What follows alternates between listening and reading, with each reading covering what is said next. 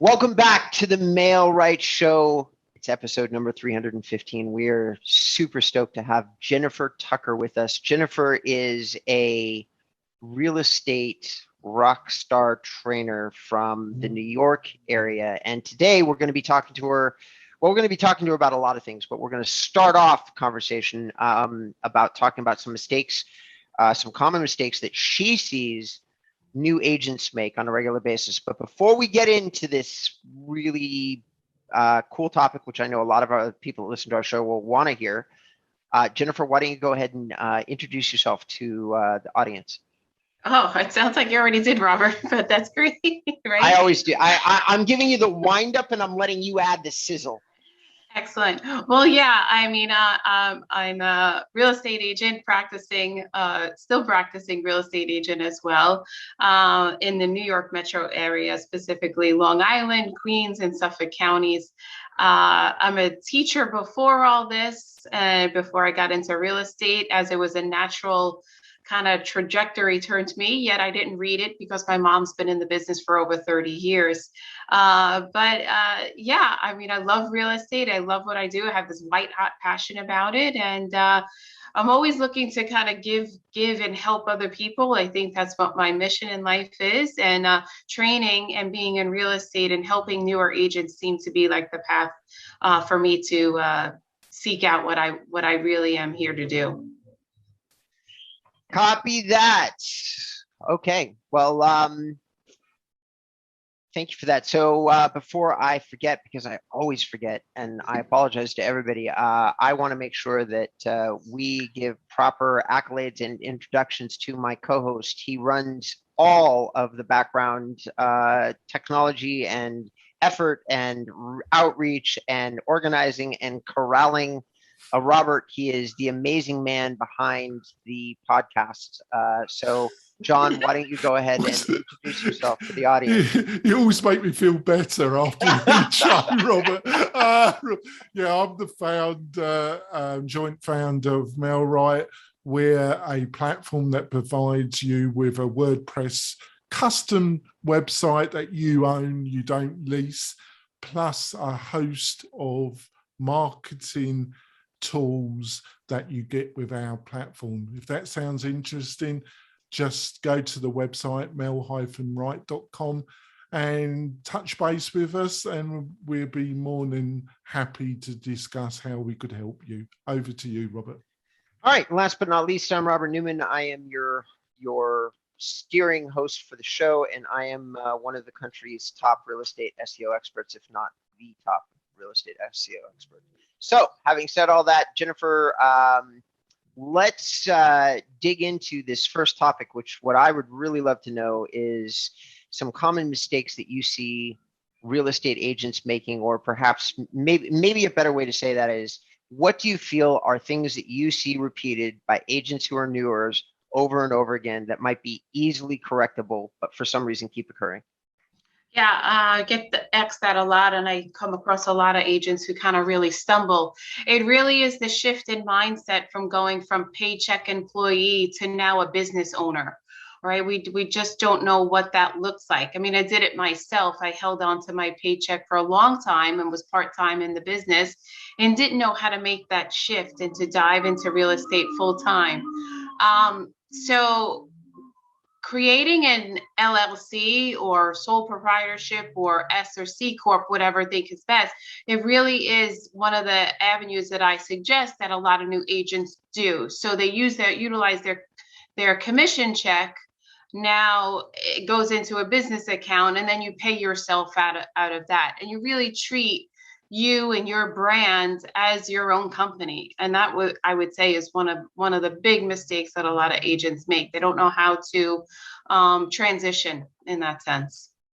So so a common mistake that you see made is agents not treating their real estate business like a business. Is that kind of like exactly? And then one of the ways to treat their business like a business would be setting up a proper incorporation or LLC and making sure that they're paying themselves like an employee, which is, by the way, what all business owners do. I do that. I'm sure that John does that. So That is, am I understanding you correctly? Yeah, exactly. I mean, you have it definitely on target there. You know, we agents seem to think of the commission check as just another paycheck, and that's not correct. That's not where we want to be, because we have to set aside monies to, like I said, to pay ourselves, to reinvest into the company as well, and of course to set aside for that, big grandiose tax collector. Right.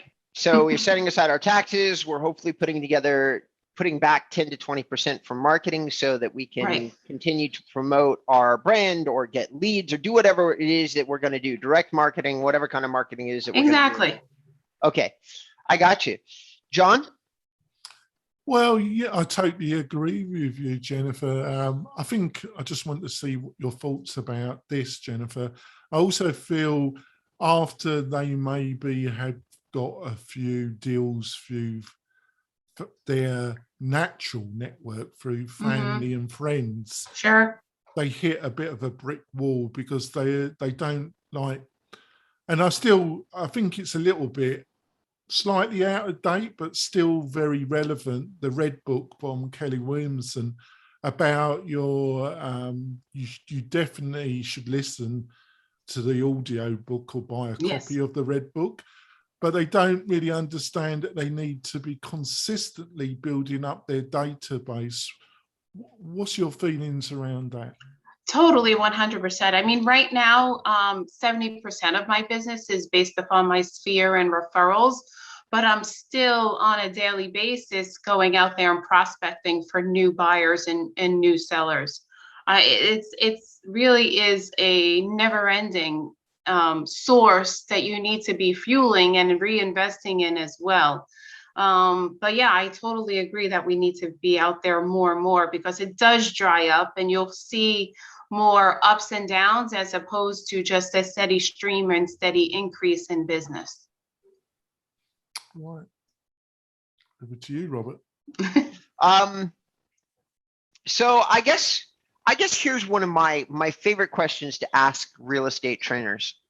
Like when you're meeting with a new client, and let's just say, well, actually, first of all, describe to me, if you would, who is, like, when you're coaching and training, are you usually coaching about, like, are you looking for to meet with the brand new agent, somebody that has never ever sold real estate in their life and they're looking for help? Or are you looking for somebody who's been in the business for a few years and wants help elevating their career? I'd have to say a little bit of both. Primarily newer agents, for probably 75% of the people I work with are new agents. Because I'm 10 years in the business, but I have the experience and I know what it's like to be a new agent. I still recall, and I still use the systems that I utilized then now in order to grow my business even more. But yeah, most of my agents are new in the business. And what we saw within our brokerage is that, we were keeping true to national statistics, where 86 to 90% of the people new in the business in the first 2 years leave. And our brokerage was seeing that 8 out of 10 new agents were leaving the business because they didn't have the right systems in place. And that's when we came up with a training program in order for them to be more successful. And the more and more we implemented, and the more training that occurred, the more and more agents stayed and were able to be more successful and put more deals together as well. Okay, so these brand new agents, you're meeting with somebody for the first time, and you've got somebody that's dedicated to real estate, maybe in the first 6 months to 12 months of their career. What is it that and they sit down, they go, okay, I need help with my real estate career. How do you start digging into that conversation and trying to figure out how you're going to help them? We really dive deep. I mean, one of the first lessons and training moments is, why are you in real estate and what do you want to do? Or, and how much do you want to earn? People have to be realistic that if you're working one job, right, and earning that paycheck, that it's going to be difficult to, be in that 180 to 100K mark, because it's just not, doable. So we have to be realistic about what our numbers are and what we want to make. And then we basically break it down into, okay, if this is what I want to make annually, what are the money making activities, both passive and active activities, that I need to be doing on a monthly, weekly, and daily basis in order to achieve that number. Okay. All right. So really it's just like create a mission or a goal that's revenue based. Do you focus at all on the mission behind the money? Yeah, 100%, because money isn't the fuel as to why we go into the business. We have to figure out our why. Okay. Money is just an afterthought. I mean, I thought I went into real estate thinking that I wanted to make more money. And yes, it was an outcome of helping more people. And that's really what at least my own personal why is. I want to be able to help people and that's how, and I can utilize that and do this through real estate. But we have to know what our life looks like as well. So that means living in your business in this more of a holistic lifestyle, knowing what how to train and treat your body, mind, and soul in order for your business to grow. Gotcha. John? Yeah, so I totally agree with everything you've just said, Jennifer. What are the practical, so you got this semi-new individual, you advised them to set up a business, you've discussed the why, and let's say they got enough money or they got a spouse or a partner that can support them, so they're in it full time. What are some of the key things that they've got to get into place based on your experience in that first 6 months? I think some of the key things is setting up a time plan or blocking out time to know when or what they're going to do in order to dedicate to real estate. So for me, in the mornings, it was best for me to prospect and call potential clients. And in the afternoon, I would rather be working in the business, whereas I'm doing more administrative stuff and making phone calls. So setting up some type of block plan would be one of the steps as a full-time agent that we should get into as well. And then what's the percentage of buyers and sellers that you want to work with? And again, now it's, if we know that number, what kind of investment am I going to make and where am I going to put my marketing money into and focus on, whether that's social media or print marketing, or if you don't have a lot of marketing money, which I didn't in the beginning either, it was giving up some of my time for money so that I was able to prospect new clients. Before we go for our break, how important do you think it's also for that new agent to find the right brokerage environment and the right mentor? And what, in your opinion, because there's a lot of choices now when it comes to brokerage, what are some of the 1 or 2 key elements of a brokerage that you think is most suitable for the newer type agent? Definitely for the new agent, it would be a broker that has a training program and at least some sort of mentorship, because to do it all on your own can become overwhelming as a new agent. There's just a lot to do to get just like any business, there's a lot to do by yourself. So having a mentor and being able to follow someone who is an experienced agent would be my suggestion for new agents when they're looking for brokerages. It's okay to give up some of your commission in the beginning, because what you're doing is creating the momentum that you need in order to be that 80, 90, 100% agent, where you might not utilize the broker as much as opposed to in the beginning. That's great. I think it's time to go for a break, Robert. All right. So ladies and gentlemen, when we come back, I'm going to be asking so this is something that's come up quite a little bit for us, Jennifer. I'm going to give you a whole 30 seconds to think about this.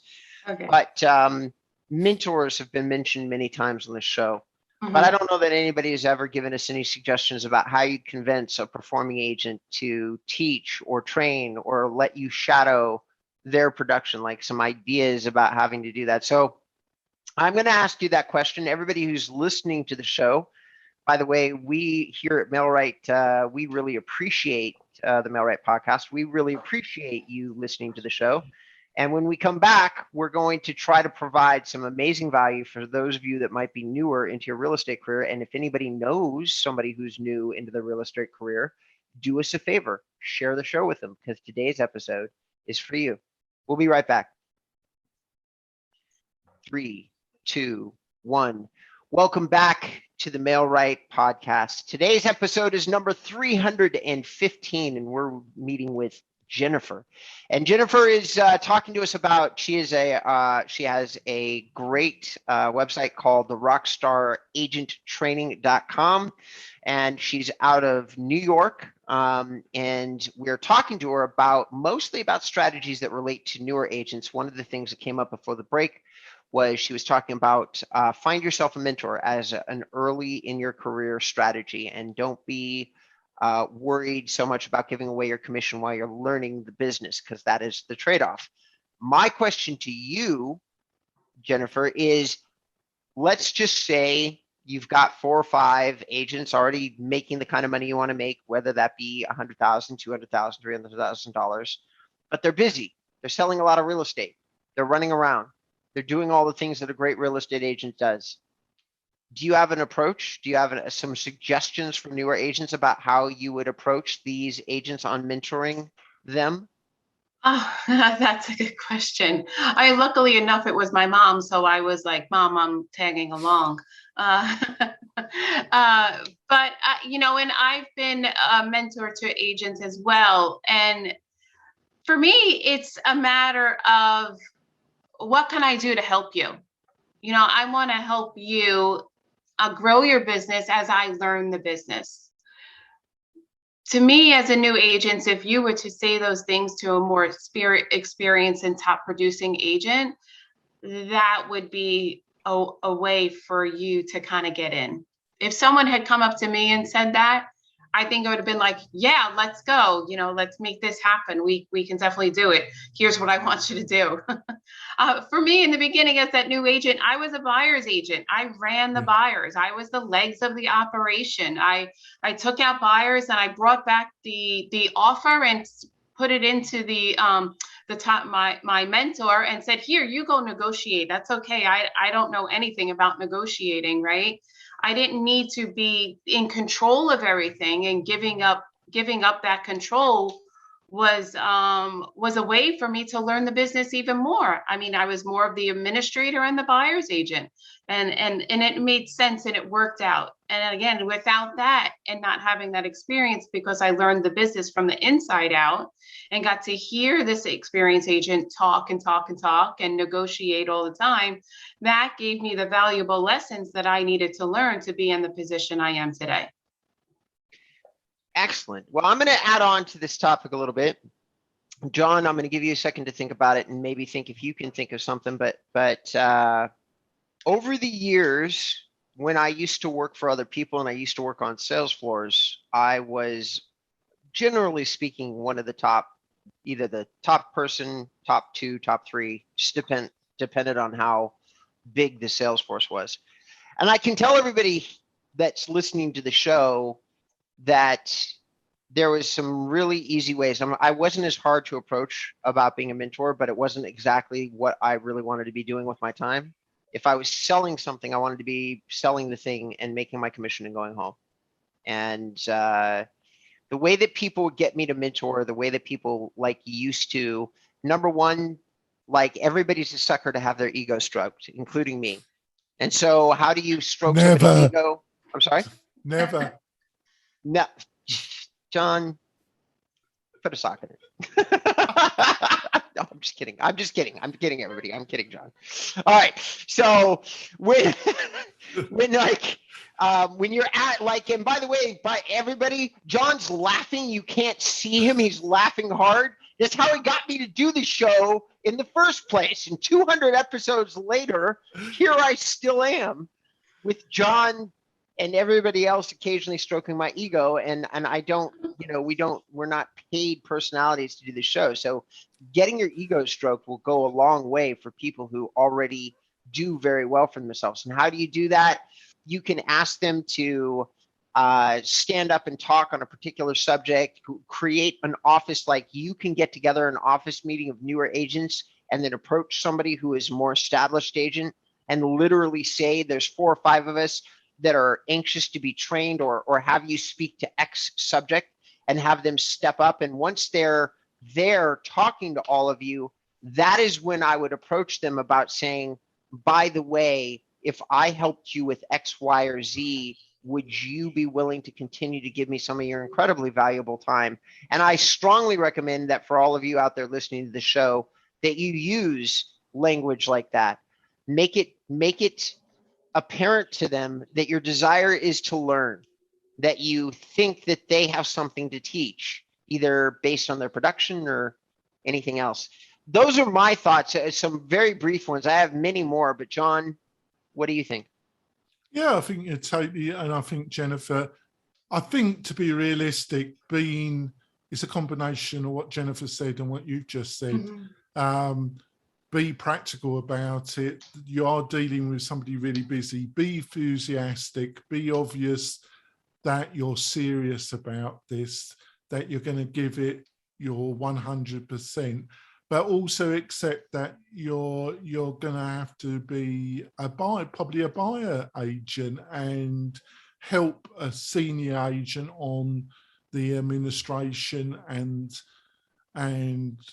the buyer side of the business, and you're just going to have to suck it up.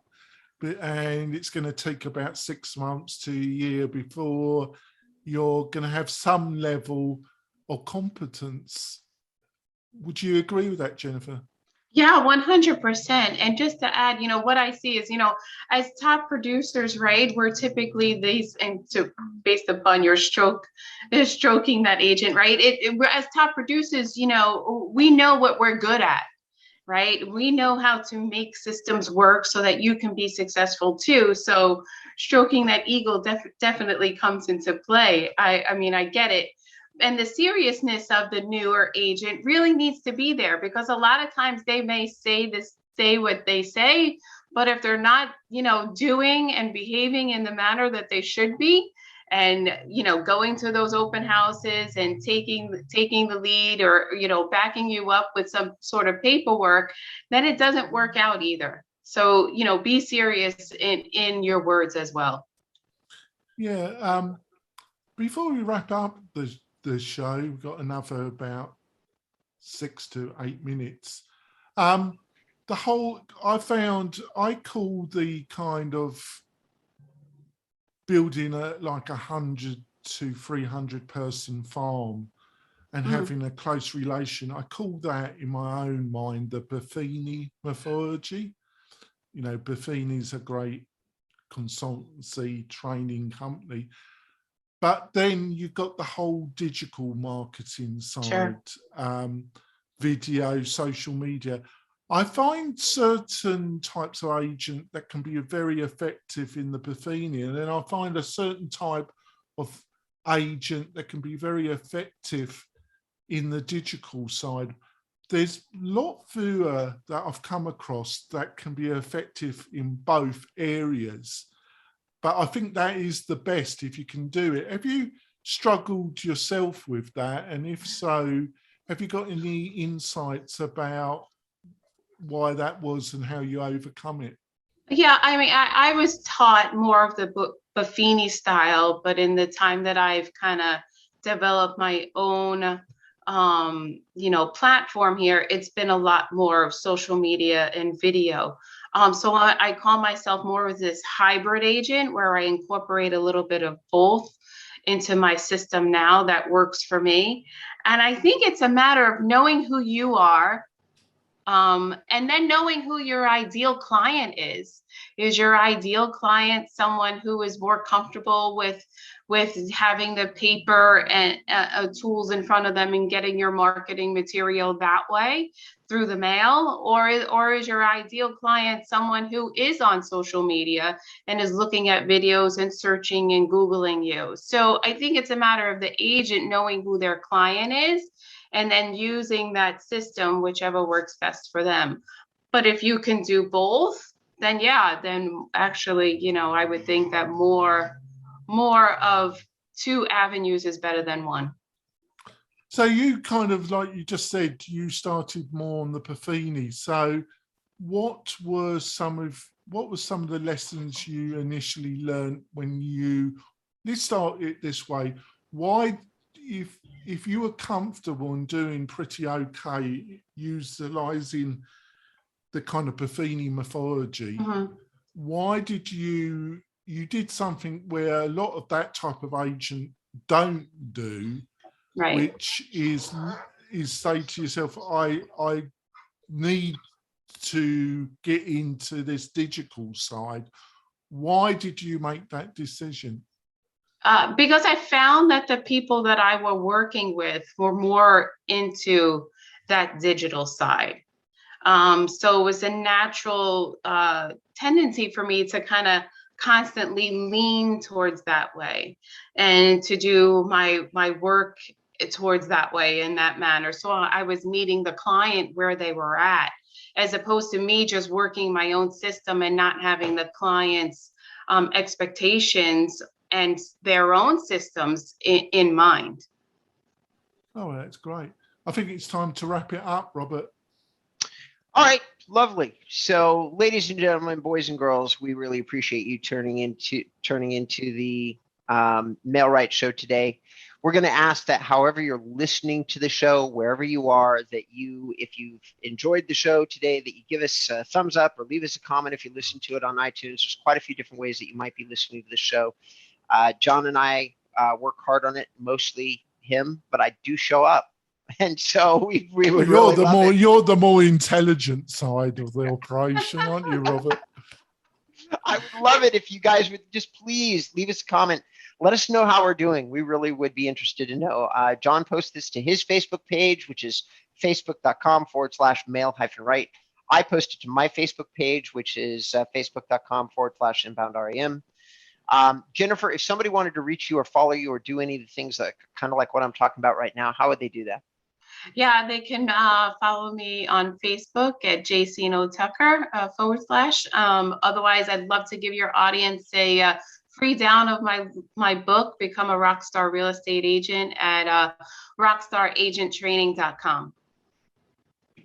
All right, lovely. And John, if when people absolutely positively want to reach you, because we know they will, how would you like them to do that? Oh, that would be a pleasure to have a chat with them. Just go to the mail-right site and you can either call me or get me through the contact us form, and we can arrange to have a chat on Zoom or on the phone and see how we might be able to serve you. Over to you, Robert. Fantastic. And if you'd like to reach me, ladies and gentlemen, you may go to my site, inboundrem.com. You may hit my contact form. You may hit whatever you need and hit submit. I'd be happy to talk to you about things like real estate SEO, lead generation, whatever, some commentary on platforms that you're already using. These are all things that I've got a great deal of expertise in. Also, YouTube and many, many other subjects. So we appreciate you tuning into the show. Tune in the next time where we'll have another amazing guest or amazing subject that we cover, or even if John and I just decide to throw punches at each other over some digital marketing topic, I promise you'll probably get something good out of it. See you next time.